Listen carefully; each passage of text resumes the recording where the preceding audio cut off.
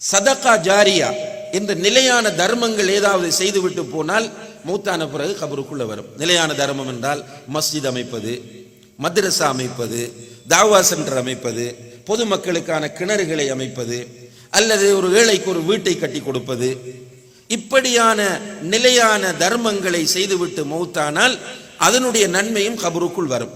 மூன்றாவது அவ்வலதின் சாலிஹின் யதுஉ லஹு, இந்த பெற்றோருக்காக துஆ செய்யக்கூடிய சாலிஹான பிள்ளை அவனுடைய தொழுகையிலே யா அல்லாஹ் என்னுடைய பெற்றோரின் பாவங்களை மன்னிப்பாயாக என்று துஆ செய்தால், யா அல்லாஹ் என்னுடைய பெற்றோரின் கபருடைய வேதனையை இல்லாமலாக்கிவிடு என்று துஆ செய்தால், யா அல்லாஹ் என்னுடைய தாயின் கபரை சுவன பூங்காவாக ஆக்கிவிடு என்று துஆ செய்தால், யா அல்லாஹ் என்னுடைய தந்தையின் கபரை நீ வெளிச்சமாக ஆக்கிவிடு என்று துஆ செய்தால் அந்த சாலிஹான பிள்ளையின் துஆ வந்து சேரும். இப்படி பிள்ளைகள் வேண்டும். ரசூலுல்லாஹி அலைஹி வஸல்லம் அவர்கள் சொல்லுகிறார்கள், மஹ்ஷரிலே எல்லா மக்களும் எழுப்பப்படக்கூடிய அந்த நேரத்தில் எல்லோருமே ஒரே அமைப்பில் தான் இருப்பார்கள், ஒரே உயரத்தில். சில ரிவாயத்துகளிலே ஆதம் அலைஹிஸ்ஸலாம் அவர்களுடைய உயரத்தில் 60 முழத்தில் எல்லோரும் இருப்பார்கள். யாருக்கும் ஆடை இருக்காது, ஆணுக்கும் கிடையாது, பெண்ணுக்கும் கிடையாது.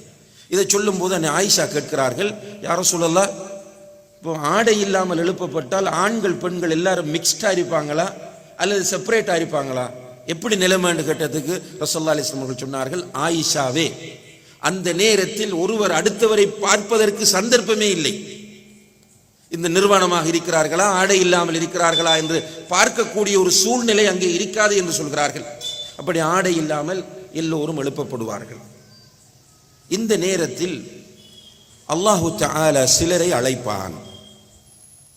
அழைத்து அவர்களுக்கு தலையிலே கிரீடங்கள் அணிவிக்கப்படும். அல்லாஹு அக்பர். மஹ்ஷர்ல நடப்பது, சொர்க்கத்தில் அல்ல, மஹ்ஷரிலே வைத்து சிலருக்கு கிரீடங்கள் அணிவிக்கப்படும், அவர்களுக்கு பொன்னாடைகள் போர்த்தப்படும்.